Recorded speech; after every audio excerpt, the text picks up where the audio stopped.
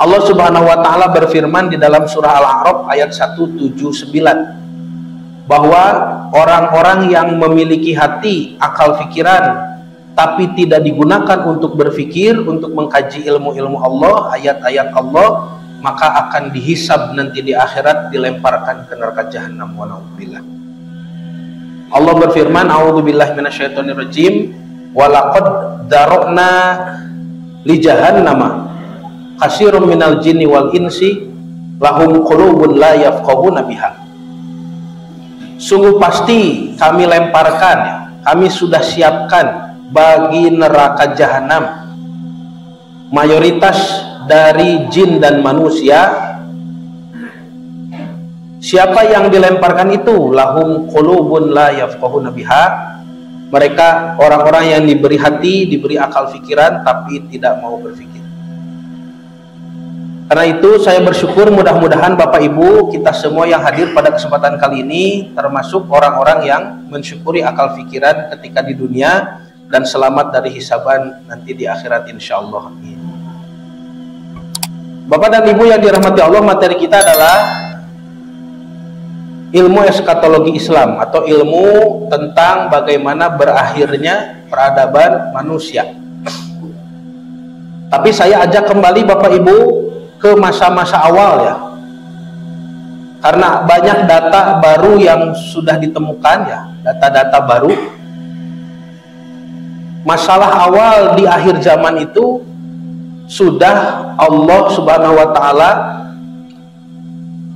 berikan ya kepada manusia dari sejak awal zaman.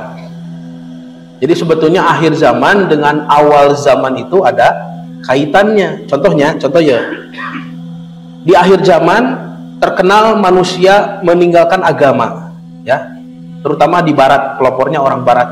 Itu disebut sekularisme. Itu kan cara pandang Dajjal ya, cara pandang pengikut Dajjal. Makanya simbolnya mata satu, mata sebelah. Karena kalau dibandingkan dengan sabda Nabi, Allah itu mengizinkan kita melihat dengan dua mata. Nabi bersabda, dan Tuhanmu tidak buta sebelah. Bukan artinya Allah punya mata seperti makhluknya, bukan begitu. Tapi ini cara memandang. Allah mengizinkan kita untuk menggunakan ilmu dari dua sumber kan, sumber wahyu dan sumber dunia ya. Para pengikut Dajjal, para pengikut iblis, ini sumber wahyu dibuang ke tempat sampah. Jadi cuma tertinggal sumber dunia, ilmu-ilmu yang harus selalu dibuktikan secara empirik, secara pengalaman panca indera, ilmu dunia. Nah disebutnya sekularisme gitu ya, sekuler dari kata sekulum artinya dunia. Nah kejadian manusia tidak mengindahkan lagi agama sudah terjadi di awal zaman kan, ketika bapak kita Adam alaihissalam ya menginginkan buah terlarang itu. Iblis menggoda Adam dengan tinjauan empiriknya. Padahal yang melarang Adam memetik buah itu wahyu Allah, wahyu ya. Tapi Adam meninggalkan wahyu dan tergoda dengan tinjauan empirik yang dikatakan iblis, bahwa kalau makan buah itu kamu bisa abadi, kamu bisa cerdas, kamu bisa pintar, kamu jadi seperti Allah. Kejadian sekularisme sudah ada di awal zaman itu. Tapi tentu saja Nabi Adam bertaubat dan taubatnya sudah diterima, tidak ada masalah. Dan kita tidak menyesal. Hanya kal aing si bapa baheula jeung metik buah. Lamun teu metik buah meureun urang teh di surga. Tidak ada begitu ya. Itu bukan ajaran Islam. Ya. Kenapa? Karena di Quran sudah ditegaskan bahwa ketika Allah mau menciptakan Adam khalifah di muka bumi, Allah sudah sebutkan rencana itu dari sebelum Adam diciptakan, bahwa Adam manusia itu akan disimpan di bumi kan. Allah berfirman, wa idh qala rabbuka lil malaikati inni ja'ilun fil ardi. Gitu. Oh, sudah dari awal memang mau disimpan di bumi, ya, tidak ada penyesalan seperti itu. Tapi kalau orang Yahudi, orang Kristen, mereka menyesal sampai sekarang. Kalaulah Adam tidak mengikuti kemauan iblis, mungkin kita sekarang sedang berada di surga, kan gitu. Dan di dalam kitab Yahudi dan Kristen dicantumkan bahwa memetik buah khuldi itu atas dorongan ibunda Hawa alaihassalam. Ya, di dalam Injil, di dalam Torah Yahudi, di Sefer Bereshit atau kitab Kejadian, itu kan orang Kristen juga punya. Orang Kristen menyebutnya Perjanjian Lama. Di dalam ayatnya itu disebutkan bahwa Adam memetik buah khuldi karena desakan Hawa. Jadi Adam menyalahkan istrinya, kan? Pernah kita bahas kenapa orang Barat dulu merendahkan perempuan, kan begitu? Karena pandangan misogini. Miso teh benci, gini teh perempuan. Pandangan benci perempuan. Dan kita sudah bedah dulu, kan, dari bapak-bapak gereja yang membenci perempuan, menganggap perempuan itu tipu muslihat iblis, setan, segala bermacam-macam, ya, hinaan. Sehingga ajaran kitab suci umat Yahudi dan Kristen ini mencantumkan ibunda Hawa sebagai makhluk terkutuk. Hawa adalah pihak yang bersalah atas keluarnya Adam dari surga. Bukti kutukannya adalah perempuan harus merasakan sakitnya mengandung dan melahirkan. Kan itu di dalam kitab Kejadian ditulis itu. Firman Allah kepada perempuan itu, ya, bahwa kesakitanmu akan kubuat sangat banyak, gitunya. Dengan kesakitan kau akan melahirkan anakmu. Itu kutukan Tuhan. Makanya di Barat beratus-ratus tahun, berabad-abad, perempuan itu dihina, direndahkan. Nah, ketika orang Barat meninggalkan agama, zaman Renaissance, zaman sekularisme itu, maka perempuan-perempuan di sana menunggangi momen, ya. Mereka menyuarakan kesetaraan gender, gitu. Jadi biang masalahnya itu, ya, sekularisme. Nah, kembali ke sini. Ini awal zaman juga, ya, masuk terhitung awal zaman lah, beberapa ratus tahun setelah kejadian banjir Nabi Nuh alaihissalam. Di bulan Muharram, pas nih bulan Muharramnya, lahir hamba Allah yang hebat, ya, mulia, dan Allah memberi gelar kepadanya Khalilullah, kekasih Allah. Itulah Nabi Ibrahim alaihissalam. Mari kita bandingkan Bapak Ibu. Ini nanti jadi sumber masalah sampai sekarang. Sampai sekarang manusia berlomba-lomba menguasai Yerusalem, ya. Dan peperangan akan terjadi di sana. Nanti pemimpin palsu, Al-Masih palsu juga akan keluar di sana. Dan nanti disembelih oleh Al-Masih asli, ya. Nah, ini awal masalahnya ini, ya, awal masalahnya. Ketika Allah menguji Ibrahim alaihissalam dengan beberapa ujian, Allah subhanahu wa ta'ala memuji, senang dengan sikap Ibrahim yang sudah lulus ujian. Karena beliau diuji dari yang sulit sampai yang paling sulit, tidak ada yang mudah. Dari yang sulit sampai yang paling sulit. Dari mulai meninggalkan bapak, keluarga, kampung halaman, dihukum penguasa, dibakar hidup-hidup, ya, sampai istrinya diculik, sampai istri yang satunya lagi disimpan di lembah tak berpenghuni, sampai anaknya pun disuruh disembelih. Jadi diuji dengan mengorbankan nyawanya. Ibrahim siap. Mengorbankan keluarga, siap, tinggalkan. Mengorbankan kampung halaman, pindah hijrah ke tempat yang lebih baik, siap Ibrahim. Nanti diuji lagi dengan anggota keluarga, istrinya, bahkan putranya sendiri disembelih. Ibrahim sudah dekat ujung pisaunya dengan leher putranya itu, kan, sudah mau disembelih. Nah, ini Bapak Ibu nanti kalau dalam pembahasan cabang iman, ini iman tertinggi, yaitu qaulu la ilaha illallah. Iman itu ada 77 cabang. Yang paling tinggi adalah ucapan la ilaha illallah. Coba Bapak teh, nah cenah babarinya. Yang paling tinggi teh la ilaha illallah. Atuh, dan bukan hanya ucapan, Pak. ngucapkeun la ilaha illallah mah Abu Jahal gitu tiasaeun. Kan Abu Jahal kalau ditanya siapa pencipta langit dan bumi, dia jawab Allah. Tapi nyembah berhala kan gitu, sebagai perantara cenah gitu. Fir'aun saja bisa disuruh menyebut la ilaha illallah. Bukan hanya ucapan, cabang iman tertinggi la ilaha illallah itu konsekuensi hidup. Tiada Tuhan selain Allah. Berarti kita menerima hidup dengan aturan Allah. Seperti Ibrahim alaihissalam ini. Puncak daripada keimanan itu adalah cinta, ya. Cinta ke Allah. Pak Ibrahim paling cinta ke Allah, ya, Pak. Sampai ketika orang yang pihak yang dicintainya ini menyuruh sesuatu, Ibrahim akan melaksanakan. Jika bapak kan gitu kapunggunnya, cinta ke ibu, cek ibu teh hoyong anu ditedunan man, mata bahasa Sunda nage ibu teh pamajikan. Naon tah? Majikan kan? Nya. Pan pamajikan teh majikan ibu teh ari majikan gaduh padamel saha? Papa kayak gitu. Pamajikan. Mata bahasa Indonesia naon? Perempuan. Tina kecap naon? Empu. Tina kecap empu, Pak. Pakai imbuhan per akhiran an, perempuan. Ari empu naon harusna? Mulia majikan dewe tuan. Kan aya empu gandring, empu tantular, itu teh tuan kan.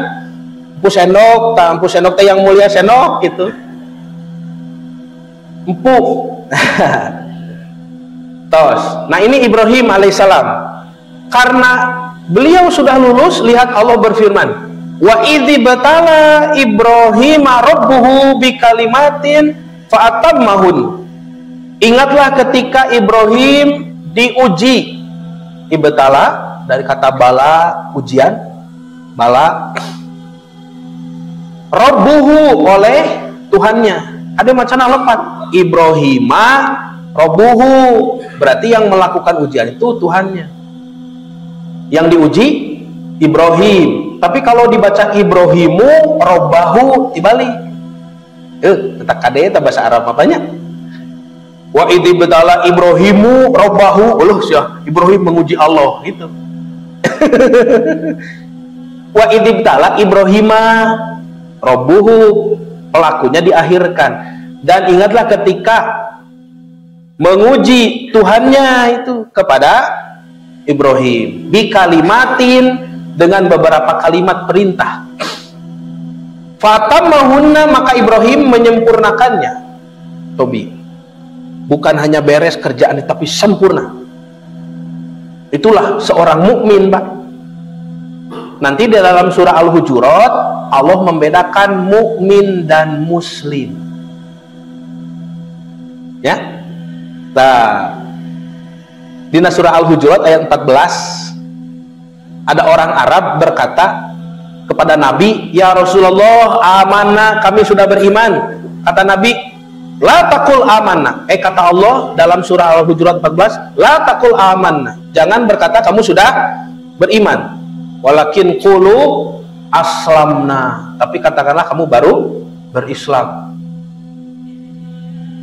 Ini orang Arab Badui, Pak, sudah masuk Islam, sudah belajar wudhu, sholat, saum, dan sudah belajar Islam beberapa pekan di Masjid Nabawi, lalu mau pulang ke kampungnya mengajarkan Islam di kampungnya. Sebelum pulang mengatakan kami sudah beriman. Kata Allah, belum. Karena iman belum masuk ke dalam hatimu. Ternyata Nabi bersabda iman itu ada 77 cabang keimanan. Nah, Ibrahim ini yang memiliki semuanya. Para nabi semuanya punya, para sahabat juga insya Allah. Disebutkan yang paling rendah kata Nabi iman itu adalah imatotul ada anitorik wal hayau syu'batun minal iman. Menyingkirkan gangguan dari jalan dan rasa malu sebagian dari iman. Naon teu ngaganggu batur jeung gaduh ka isin, eta teh iman paling rendah. Dua ini, Pak, pami beresnya masyarakat Indonesia sok. Tidak ganggu orang lain, lalu punya rasa malu yang tinggi. Kira-kira kehidupan bermasyarakat kita ada perubahan tidak? Kalau beres ini dua saja yang paling rendah ini ada. Perubahannya besar tuh. Tau ngaganggu batu tidak mengganggu orang lain, bahkan sampai tingkat mengganggu pikiran. Pernah dengar hadis Nabi melarang kita memakai sendal sebelah? Pernah dengar? La yamsi ahadukum bina'lin wahidatin, suara Nabi teh gitu. Janganlah diantara kalian memakai sandal sebelah. Itu bapak pamit nuju mapa, pegat sandal tong dianggo sabelah. Lepaskeun duanana. Kenapa itu dibahas oleh para ulama? Kenapa Nabi melarang kita pakai sandal sebelah? Karena memakai sandal sebelah mengganggu pikiran orang. Kitu wae teu meunang dina Islam. Sok gerak cobiannya. Pak Haji nya cobian. Pak Haji anggun ke nganggo sandal sebelah, batur teh ngaliat 2 kali, Pak. Diirahat cenah eta, kitunya. Wah ini pakai itu ngajing-jing keresek, cenah gitu. Tidak boleh, bahkan mengganggu pikiran orang seperti itu tidak boleh. Ajaran Islam tah. Cabang iman terendah. Naon deui sok? Contoh nu sanes. Anu dibonceng karena motor tapi malikna ka tukang. Pernah lihat? Nyapan ngabonceng mah kapayun banyak. Duaan ya. Tapi lu pengkerti malikna ka tukang. Jadi saya tak memundur karena motor teh. Urang nu dina mobil pan rewas, nah saya tak malik ka dieu gitu. Ya teh ngaganggu pikiran batur. Sakitu wae teh kengeng dina Islam nya. Tidak boleh ya. Dan dipasangkan dengan rasa malu, harus malu kalau mengganggu orang, harus malu, nyeleneh itu harus. Nah, ini Pak Bu lihat fa'atam mahuna. Wah, Ibrahim menyempurnakan ya semuanya. Qala, Allah beri hadiah. Ibrahim, inni ja'iluka linnasi imaman. Aku akan menjadikan kamu bagi manusia ini sebagai imam. Tuh. Coba nanti kita bandingkan dengan kitab Yahudi ya. Di mana salahnya? Di mana perbedaannya? Ibrahim dijadikan imam. Berarti ini pangkat ketiga beliau. Beliau sudah punya pangkat nabi karena menerima wahyu, juga sudah jadi rasul karena diutus ke kaum Kaldan di negeri Ur, negeri Irak. Irak kalau sekarang Irak Selatan. Dan beliau punya pangkat imam.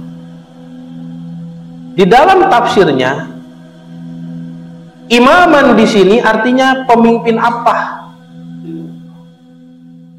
Bahwa Ibrahim alaihissalam dijadikan pemimpin bagi manusia itu dalam hal apa? Yaitu dalam hal beribadah. Bukan pemimpin wilayah, kerajaan gitu, bukan. Imam disebutnya bukan rois, bukan amir, bukan sultan, tapi imam. Ari imamah pemimpin ibadah kan tadinya. Sholat kita dipimpin oleh imam. Berarti posisi kita manusia setelah Ibrahim adalah sebagai makmum. Dan seperti di dalam sholat, tugas makmum adalah mengikuti imam. Makanya sampai ajaran Nabi Muhammad ada ajaran-ajaran agama Ibrahim. Tidak boleh kadaluarsa, gitu ya. Kan ada milah Ibrahim ya. Pernah kan kita bahas dulu, Bapak masih ingat tidak? Atau masih lupa? Ya, di Hitan, naon membangun masjid, kurban, haji, umroh, itikaf, tawaf, kan itu milah Ibrahim. Nah, ini bukti bahwa Ibrahim menjadi imam. Nah, keistimewaan ini Ibrahim tanya, lihat Pak, lihat kalimatnya. Ibrahim tanya kepada Allah, nanti ini yang jadi masalah di Palestina sampai sekarang. Qala wa min dzurriyyati, apakah berlaku juga untuk anak cucuku sebagai imam, pangkat imam ini? Qala, Allah berfirman, bukan berlaku atau tidak berlaku, tidak, tapi Allah menetapkan syarat. La yanalu ahdi dolimin, perjanjianku ini tidak berlaku bagi orang-orang yang dolim. Nah, artinya kalau ada keturunan Ibrahim tapi dolim, berhak tidak menyandang status imam ini? Tidak berhak. Kalau ada turunan Ibrahim yang dolim, Allah sudah tahu tidak? Sudah tahu akan ada yang dolim ini. Jadi Allah sudah putus ini syaratnya. Nah, tos. Di dalam kitab Yahudi juga disampaikan ini. Mangga dah Bapak bacanya. Siap. Kelas kerap. Ya ini ya. Sok Pak, mangga di aos. Pak Haji Anggur, mangga. Pak Sugito berarti, Mas. Ini bahasa Ibrani, bahasanya orang Yahudi, Pak. Bahasanya Torah ya, bahasanya Torah Yahudi. Dan ada syakalnya ini yang dibawa ini, asro, fathah, ayat ani teh, Pak. Ya sigah Quran lah gitunya ada. Untuk gundul ieu mah jabrik. Ah. Kan ayat Arab gundul, ari Quran mah Arab jabrik. Ya ge sami Ibrani jabrik da kana jabrik ya kitab suci ya mah bisi lepat maca gitu, Pak. Dibacanya dari kanan, khas bahasa-bahasa Timur Tengah. Tidak ada di dunia ini yang menulis dari sebelah kanan kecuali orang Timur Tengah. Bahasa Arab, bahasa Aramaik, bahasa Nabi Isa, bahasa Ibrani ini, bahasa Amharik, bahasanya Najasyi di Ethiopia. Karena ini dari rumpun bahasa dari Ibrahim ya, dari bahasa Akkadia. Ini dibaca dari sebelah kanan, Bapak Ibu. Huruf pertama ini huruf ba. Ah, huruf ba. Kedua ini huruf iod. Iya, mun dina bahasa Arab mah. Tapi irit di atas ngagantung siga koma. Ini wawu. Dalam bahasa Ibrani wawu itu jadi fi, vav. Matak Nabi Daud janten David. Nah, nya. Siti Hawa janten Eva, Eve ya, Hawa. Ini huruf mem. Ya, dibacana bayom.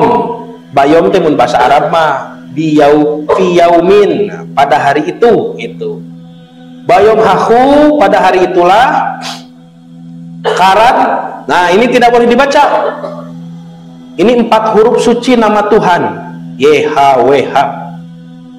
Orang Kristen nyebatna Yahweh. Padahal tidak ada bacaan Yahweh. Ini huruf, ini tanda baca E, ini tanda baca A panjang. Jadi bacanya Yehwah. Tapi orang Yahudi tidak mau baca. Kalau di luar sholat ya. Kan Yahudi ke sholat, Pak. Sehari 3 kali. Bahkan rabi-rabi Yahudi mengizinkan jemaatnya untuk ikut sholat di masjid. Boleh. Bisa di dia diantapani ayah Yahudi. Izin ke Bapak DKM ngiring sholat di masjid kan weh nggak boleh bagi mereka ya, bagi mereka boleh, tapi mereka dilarang masuk gereja. Kenapa? Kata rabi-rabi Yahudi, karena gereja itu tempat pemujaan berhala. Yang ngejeblang patung Yesus atau bakia berhala itu mah. Tapi kalau masjid, kata rabi Yahudi, masjid itu bersih dari kemusyrikan. Itu pengakuan rabi Yahudi ya. Nah, Bapak dan Ibu yang dirahmati Allah, disebutkan di sini bayom hahu karat Adonai et Abram, dan hari itu Tuhan berjanji kepada Abraham. Berit lemor dan berfirman, tinggal Pak kosakatana. Tinggal lizar eha, bagi zuriatmu. Zuriat zar'ah ini sama dengan tadi di surah Al-Baqarah zuriati ya, sama dengan zuriati. Tapi kalau di sini firman Tuhan bagi zuriatmu, bagi keturunanmu, langsung jadi Ibrahim dan keturunannya dikasih tanpa syarat gitu. Ari dina Quran mah wa min zuriati teh bukan pernyataan Allah, tapi pertanyaan Ibrahim, bukan pernyataan hak milik keturunanmu, bukan, tapi justru Ibrahim bertanya, ya Robbi wa min dzurriyyati, apakah keturunanku juga dapat keistimewaan ini? Kata Allah, kalau dolim tidak dapat, kan begitu. Tapi kalau dalam kitab Yahudi Dan kitab Kristen ini, orang Yahudi menyebutnya Sefer Bereshit, orang Kristen menyebutnya kitab Kejadian. Karena orang Kristen jarang baca bahasa aslinya, jarang.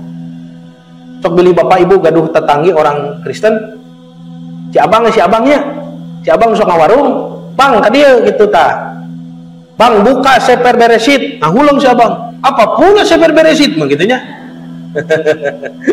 Eta bang kitab Kejadian, oh kalau kitab Kejadian abang tahu, begitu. Karena temaca ya aslina, macana terjemah orang Kristen mah. Kalau Yahudi bahasa aslinya karena bahasa mereka. Jika bapak ibu maca Quran, bapak ibu ge maca Quran teh bahasa asli. Nya, nanti apal terjemahna. Bade dites. So, bapak teh meuni tuk soho tuh. Surat laba-laba naon, Pak? Tuh kan ibu nu ngajawab Ankabut cenah. Surat kamar-kamar Al-Hujurat. Siaplah, pinter bapaknya. Nah, Ibrahim diberi negeri, lihat. Lizareha natati, kuberikan kepada keturunanmu. Ya. Etha eretz, bumi ini, negeri ini. Etha eret hazot, negeri ini, gitu Pak. Berarti di sini kepemimpinannya bukan masalah beribadah kepada Allah ini. Dalam sudut pandang Yahudi dan Kristen, ini kepemimpinan wilayah. Allah memberikan tanah perjanjian, gitu Pak. Ada di Quran mah Allah memberikan hak Ibrahim sebagai pemimpin dalam beribadah. Jadi masalah ibadah, orang mana wae di mana wae nuturkeun Ibrahim. Kalau ini bukan. Kepada keturunanmu aku berikan negeri ini. Negeri mana? Minahar, dari sungai, ya. Minahar Mitzrayim, dari sungai yang ada di Mesir. Sungai naon? Sungai Nil, ya. Ad sampai Hanahar Hagadol, sungai yang besar itu. Nahar Parat, sungai Efrat. Mau aya di mana? Di Irak. Janten ti Mesir kah? Irak, Pak. Paminingal peta agung tuh. Tuh. Kan begini ya. Timur Tengah itu dia dari Mesir, sungai Nil sampai ke ini, sungai Efrat dan Tigris, ya. Tuh, sebesar inilah kerajaan yang mereka inginkan. Makanya sampai sekarang Zionis itu berusaha menguasai wilayah ini kan. Baru di sini kan, Zionis dari Palestina dulu sebagai ibu kotanya nanti Yerusalem. Mereka harus menguasai Syam, ya, Palestina, Suriah, Libanon, Yordan, begitu kan. Kemudian Irak, Iran, Mesir, dan sebagian Saudi Utara, begitu Pak. Nanti yang memimpinnya itu yang disebut Dajjal Al-Masih palsu itu. Jadi pemimpinnya nanti, ya. Makanya nanti Dajjal main ke daerah sini dekat Madinah, lalu kepada pengikutnya mengatakan, lihat itu Nabawi, lihat itu istana Muhammad, gitu kan di hadis. Lihat istana Masjid Putih itu istananya Muhammad, kata Dajjal. Nah, inilah Bapak Ibu wilayah yang sampai hari ini sedang diusahakan ya oleh Zionis Israel itu. Tos, berarti ada perbedaan ya. Wika dia ya. Tenang Pak, masih panjang ini. Ansor Pak Haji tadi kajiannya sampai duhur. Nah, ya. Jadi nanti sarapan bareng-bareng, nanti makan siang juga bareng-bareng. Insyaallah. Pak. Padahal lihat, tanah ini punya mereka bukan? Bukan. Tuh disebutkan ini adalah sabda Nabi Yakub kepada Nabi Ishak kepada Nabi Yakub. Langsung sajalah ya. Semoga ia memberikan kepadamu, kata Ishak kepada Yakub, berarti putra Ibrahim kepada cucu Ibrahim, berkat yang untuk Abraham kepadamu serta kepada keturunanmu, sehingga engkau memiliki negeri ini yang kau diami sebagai orang asing, ya. Jadi orang Yahudi Bani Israel itu diam di Palestina sebagai orang asing yang telah diberikan Allah kepada Abraham tuh. Tapi kita punya berhak karena Allah memberikannya kepada Abraham. Kalau ditanya sekarang, Pak, kenapa Ibrahim diberi tanah seluas itu, disayangi Allah? Yahudi tidak bisa jawab. Oh, karena Ibrahim dipilih saja oleh Tuhan. Itu. Tapi pamidina Quran mah tadi wa idzib tala Ibrahima salah diwayanya rabbuhu bikalimatin fatammahunna. Diberi keistimewaan itu karena Ibrahim sudah menyempurnakan perintah-perintah Allah, jelas tuh. Tapi kalau orang Yahudi, oh Ibrahim itu memang pilihan Allah, gitu. Ya, tidak ada alasan. Makanya sulit dipahami, sulit dimengerti kenapa mereka menginginkan tanah itu. Hanya pengakuan sepihak. Nah, maka Ibrahim wafat, Ishak juga wafat. Ini cucunya Ibrahim nih, Nabi Yakub alaihissalam. Di zaman Nabi Yakub oleh Allah diperbaharui lagi, diingatkan kembali janji ini. Disebutkan, berdirilah Tuhan di samping Yakub. Behineh Adonai tisab alaf fayomad, dan berfirman, Ani Adonai Elohe Abraham. Aku adalah Allah Tuhannya Ibrahim. Abiha, bapakmu. Velohe Yitzhak, dan Tuhannya Ishak. Haaretz asher atas soket aleha, tempat tanah tempat engkau berbaring ini, leha etenenna, akan kuberikan kepadamu, fulzar eha, dan kepada zuriatmu. Lagi-lagi zuriat disebut, ya. Hebat Quran mah, Pak. Wa min dzurriyyati eta dzurriat eta tanu aya dina kitab Taurat. Keturunannya nanti yang sombong, yang mengaku-ngaku berhak kepada tanah suci. Besoknya pagi-pagi Yakub mengambil batu yang dipakainya sebagai alas kepala dan mendirikan menjadi tugu dan menuang minyak ke atas batu itu dan menamai tempat itu Betel. Bet rumah, LT Tuhan, rumah Tuhan yang sekarang jadi Yerusalem. Ini cikal bakal Al-Aqsa, batu. Tos, Pak. Al-Aqsa. Nu mana Al-Aqsa teh, Pak? Al-Aqsa yang mana ini? Yang dijadikan Betel oleh Nabi Yakub. Kalau Bapak Ibu pernah lihat Masjid Kubah Emas ini, The Dome of Rock, Masjid Kubah Sokhroh, ini bukan Al-Aqsa seluruhnya, bukan. Juga bukan kubah yang warna hijau itu. Ini Masjid Kibli namanya. Ya. Juga bukan Masjid Burok yang kecil di pinggir ini. Ini tembok ratapan dan di bawah ada gereja orang Kristen lah, begitu ya. Kenapa terbagi-bagi seperti ini? Ini oleh pemimpin Islam dulu supaya beribadah bersama-sama. Tetapi yang disebut dengan Al-Aqsa adalah seluruh komplek yang di dalamnya ada Masjid Kubah Sokhroh, Masjid Kibli, Masjid Burok, tembok ratapan, dan gereja Maryam, ya, gereja Nabi Isa di bawah kata mereka, atau orang Kristen, gereja Elia, kuil Elia. Inilah disebut dengan Al-Aqsa itu, Pak. Sagung kieu ta Al-Aqsa teh. Waktu Isra Mi'raj Nabi ke sini kan? Waktu Isra Nabi ke sini, sebelum Mi'raj Nabi sempat sholat mengimami seluruh Nabi, kan begitu? Jumlah Nabi itu 124.000 orang. Masuk tidak kalau seluas ini? Masuk ya, insyaallah. Tapi pami Masjid Kubah Sokhroh hungkul, pami Kibli hungkul, rupina telebet. Lalu kenapa ada Kubah Sokhroh di sini? Ini dulu tempat batunya itu, batu sucinya. Mun di Masjid Haroma Mekah, Ka'bahna, Ka'bahna tadi dia dah dilebet.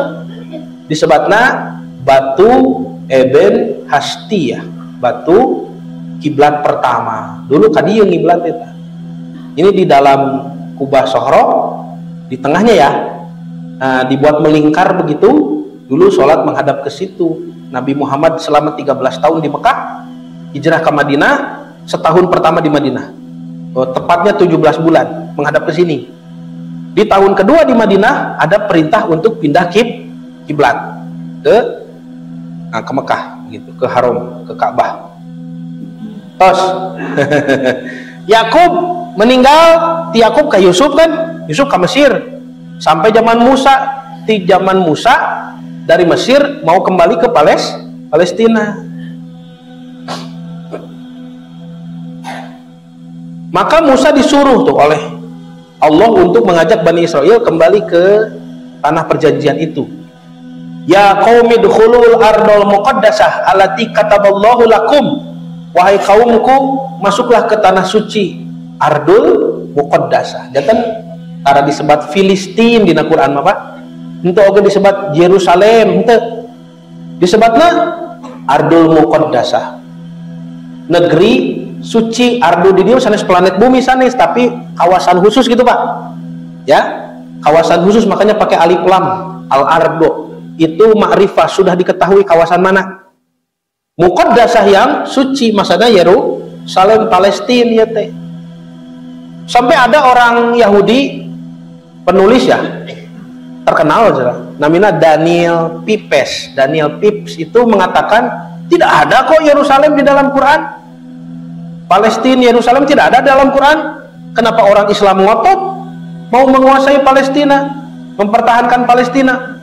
Padahal Palestina lebih berarti bagi kami orang Yahudi. Waduh, tak apalenya di Quran mah tidak disebut Filistin atau Yerusalem, disebutnya Ardul Muqaddasah,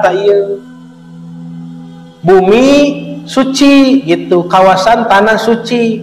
Musa berkata, wahai kaumku Bani Israel, masuklah ke tanah suci alati kataballahu lakum, yang sudah Allah tetapkan bagi kalian. Walam tartadu ala adbarikum, jangan berpaling takut musuh, fatan qalibu khosirin, nanti kamu rugi. Ini pun disebutkan di dalam Torah, firman Tuhan kepada Musa, inilah negeri yang kujanjikan dengan sumpah kepada Abraham, Ishak dan Yakub, kepada keturunanmu lah, keturunan deui wae banyak. Zareha tanya, lezareha ita, lezareha, kepada keturunanmu, zuriat ayat deui wae ta. Akan kuberikan negeri itu, aku mengizinkan engkau melihatnya dengan matamu sendiri, tapi engkau tidak akan menyeberang ke sana. Karena Nabi Musa maut di jalan. Banyak.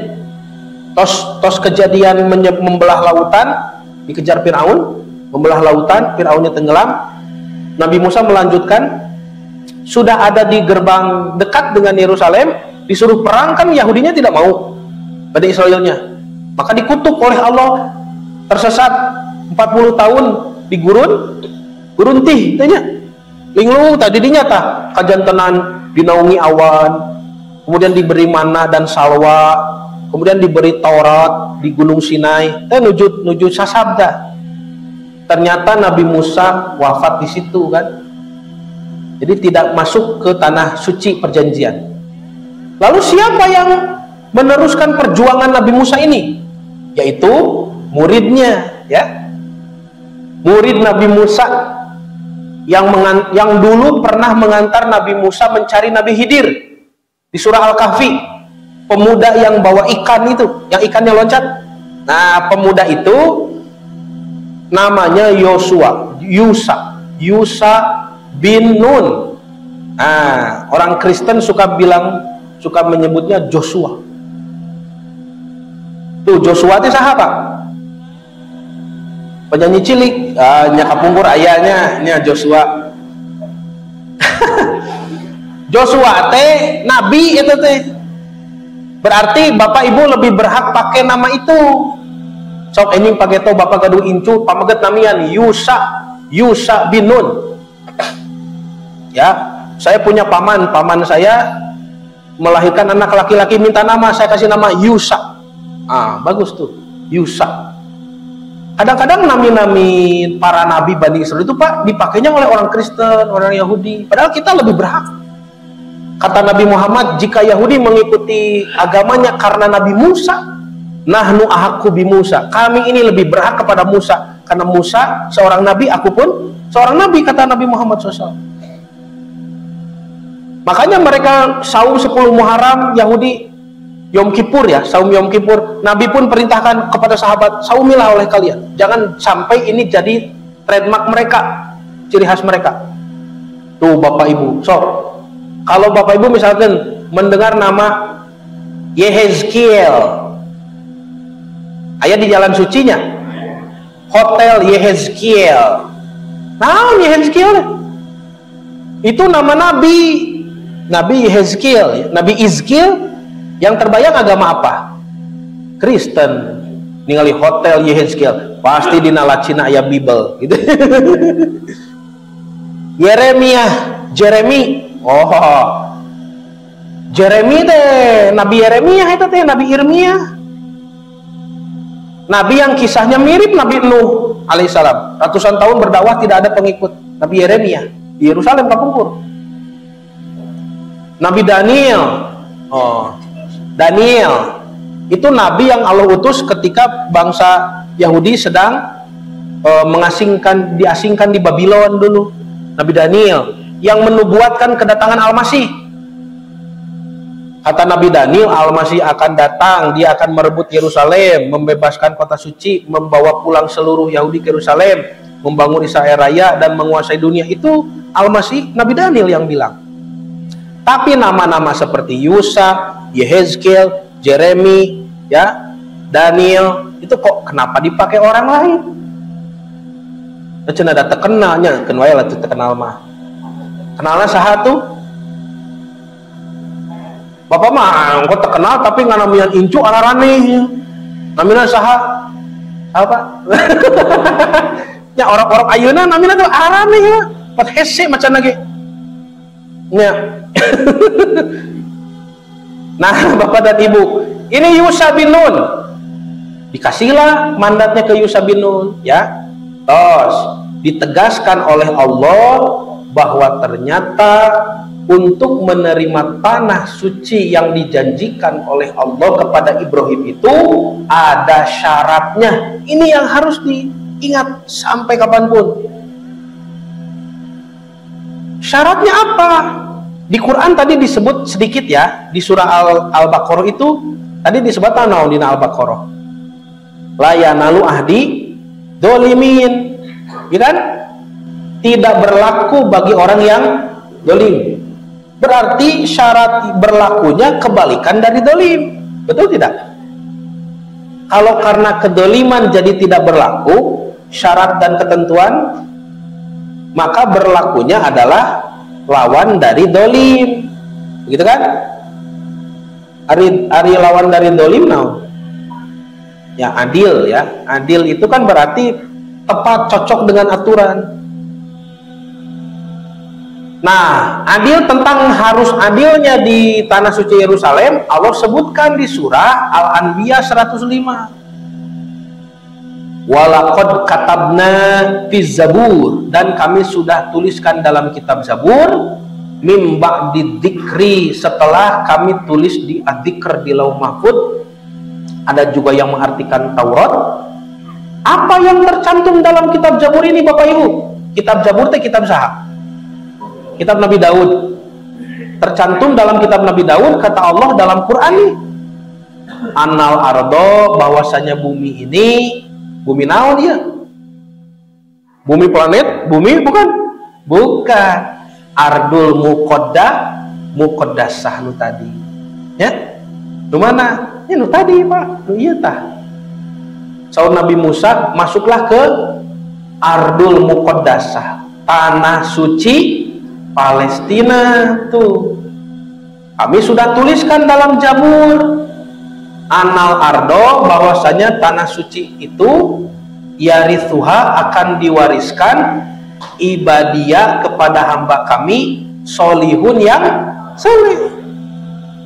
Itulah maksud daripada ungkapan Allah di surah Al-Baqarah, la yanalu ahdi dolimin, perjanjianku tidak berlaku bagi yang zolim. Ibrahim, lamun ada keturunan kamu yang dolim, tidak berlaku. Kenapa? Harus soleh.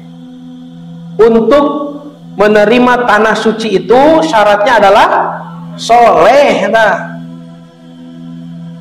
harus soleh. Nah, saya cari di dalam Zabur, Pak. Ini coba Lieur teu familiar canak ti bumi eta mah memeh ka masjid tos lieur bapak teh ya. Kami kan hepan kajiana dugi kanu angka 12 we di tabu 12 nya jarum panjangna nu ponokna mah kanu genep we. Ini kitab Zaburnya ini dibaca sadikim. Sadikim teh sodikin, orang benar, solihin, orang soleh. Yiresu arets, orang soleh, orang benar. Yiresu akan mewarisi. Samite sareng ieu. Hah? Samite. Orang soleh akan mewarisi. Leres dina Jabur mah sadikim yiresu arets. Orang benar akan mewarisi arets. Naon arets? Ya, al-ard bahasa Ibranina arets. Numawi bahasa Inggrisna earth, arets earth. Ya, akan mewarisi bumi. Bayis kenulaan aleha, dan akan tinggal selamanya di dalamnya. Tuh. Kena soleh berarti? Kena soleh. Ya, tidak bisa menguasai Palestina tanpa kesolehan. Makanya orang Palestina, orang Muslim Palestina dari dulu tinggal di sana adem ayem naon dah soleh. Kan orang Arab juga masih turunan Ibrahim dari jalur Ismail. Ya, oh Pak. Oh iya geningan Daniel Pipes teh aya. Ya, tuh hubungan Yerusalem dan Yahudi itu sangat kuat ya dan kuno. Tuh keyahudian membuat Yerusalem sebagai kota suci sudah hampir 3000 tahun yang lalu tuh ya, dan sampai sekarang masih mau dipertahankan. Kami lebih berhak, orang Islam tidak berhak. Kenapa di Quran saja tidak ada katanya Yerusalem? Padahal di Quran mah disebutna Ardul Muqaddasah ya. Tos Pak, berarti surah Al-Anbiya 105 ini syarat kesolehan di tanah suci. Maksud kata soleh itu adalah satu, tidak bertuhan kecuali hanya kepada Allah. Dua, tidak berhukum kecuali dengan hukum Allah. Kalau ini dijaga, akan timbul kedamaian ya. Sampai di dalam kitab suci mereka itu diizinkan bahwa menjadi tanah suci 3 in 1. Nah, sanes kopi susu wae Pak 3 in 1 teh. Ya. Tanah suci untuk beribadah bersama-sama. Tuh, tinggal Pak. Ini dalam kitab Yesaya ya. Kitabnya orang Yahudi dan Kristen. Pada waktu itu akan ada jalan raya dari Mesir ke Asyur. Asyur teh Suriah di luhurnya. Sehingga orang Asyur dapat masuk ke Mesir. Mesir, Asyur, dan orang Mesir ke Asyur damai gitu Pak, tidak ada peperangan. Dan Mesir akan beribadah bersama-sama dengan Asyur. Suriah itu negeri Kristen Ortodoks. Mesir nanti dikuasai umat Islam kan? Zaman sahabat Sa'ad bin Abi Waqqas itu ya. Islam Kristen ya. Pada waktu itu Israel akan menjadi yang ketiga di samping Mesir dan Asyur. Tuh, satu berkat di atas bumi yang diberkati Tuhan semesta alam dengan berfirman, diberkatilah Mesir umatku, dan Asyur buatan tanganku, dan Israel milik pusakaku, beribadah bersama-sama. Iya teh kacamata mereka ya. Berarti harus beribadah bersama sama. Kalau harus beribadah bersama-sama, agamanya apa? Geranya. Sekali deh ya, kade ulah uih ngaos teh jadi salahnya. Oh genian cenah urang teh tiasa sasarangan sareng orang Kristen. Kalau perintah Tuhan kepada Yahudi ini untuk beribadah bersama-sama, agamanya apa? Agama Yahudi. Kalau agamanya Yahudi, 3 negara ini ya, sebagaimana keinginan Zionis sekarang semuanya jadi Yahudi, maka Yahudi menerima semua nabi kecuali Nabi Isa dan Nabi Muhammad. Nabi Isa dikutuk kan ku Yahudi mah, disalibkan, dibunuhnya.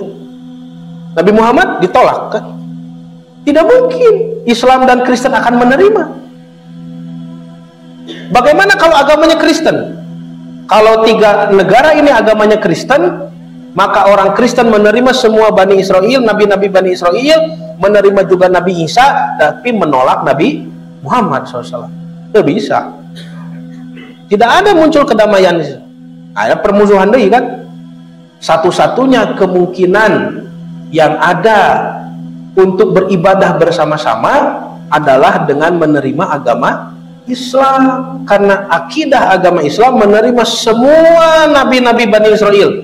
Kita juga menerima Nabi Isa Al-Masih dihormati, dan kita menerima Nabi Muhammad SAW. Tuh itu isyarat kudunya pengislam ya, untuk bisa menimbulkan perdamaian di tanah suci Yerusalem di Palestina. Kuncinya sudah ada di kitab mereka, tapi merekanya saja yang tidak mau tahu ya. Ingin diberikan kedamaian ala Yahudi. Tidak akan terjadi kedamaian sampai kapanpun dengan agama Yahudi ya. Karena dengan agama Yahudi yang ada sekarang, orang Kristen dan Islam dimusuhi ya. Hanya dengan agama Islamlah semuanya bisa tercover, bisa diterima. Itu Pak Bu. Terus nanti ada pelanggaran ya, kedepannya ada pelanggaran dosa besar Yahudi Bani Israel di tanah suci, merubah isi kitab suci dan membunuh para nabi, nanti dihukum oleh Allah ya. Nah, kita lebih detail lagi nanti datanya ya, insyaallah. Nah, Bapak dan Ibu yang dihormati Allah, sekian dulu ya yang bisa disampaikan. Jadi kesimpulannya apa? Kesimpulannya ada perbedaan antara sudut pandang Islam dan Yahudi Nasrani dalam hal janji Allah kepada Nabi Ibrahim tentang masalah imam, kepemimpinan. Dalam Islam, kepemimpinan itu berkaitan dengan peribadahan ya, makanya ada disebut milah Ibrahim. Tapi dalam kitab Yahudi dan Nasrani, kepemimpinan itu disebutkan kepemimpinan wilayah.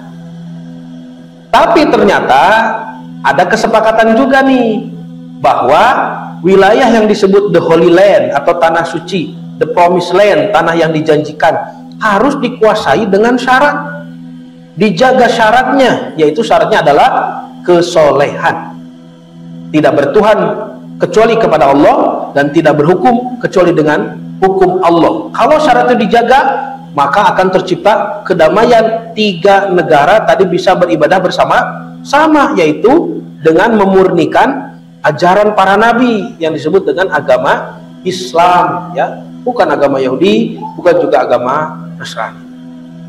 Nah, Bapak dan Ibu yang dirahmati Allah, mudah-mudahan apa yang disampaikan menjadi ilmu yang bermanfaat khususnya bagi saya sendiri dan menjadikan motivasi lebih tinggi. Jadi kita semakin yakin akidah kita bahwa Palestina itu hak milik umat Islam yang terus menjaga kesolehan dan terus menjaga ibadah-ibadah milah Ibrahim tanpa henti sampai hari kiamat. Sekian, mohon maaf atas segala kekurangan. Saya tutup dengan doa, Rabbana hablana min azwajina wa dzurriyyatina qurrata a'yun waj'alna lil muttaqina imama. Rabbana la tuzigh qulubana ba'da idh hadaitana wa hab lana min ladunka rahmah innaka antal wahhab.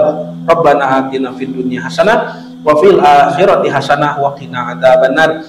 Aqulu qawli hadza wa astaghfirullah li wa lakum. Wassalamualaikum warahmatullahi wabarakatuh. Dengan tema eskatologi Islam. Lalu kami ucapkan terima kasih kepada semua pihak yang sudah memberikan kontribusi, khususnya kepada ibu-ibu yang sudah dengan ikhlasan menyiapkan hidangan insyaallah nanti setelah kajian ini. Apapun juga sangat bermanfaat, yang gadis-gadis bawah, yang rebus telur ya, yang masak nasi, yang itu kita bisa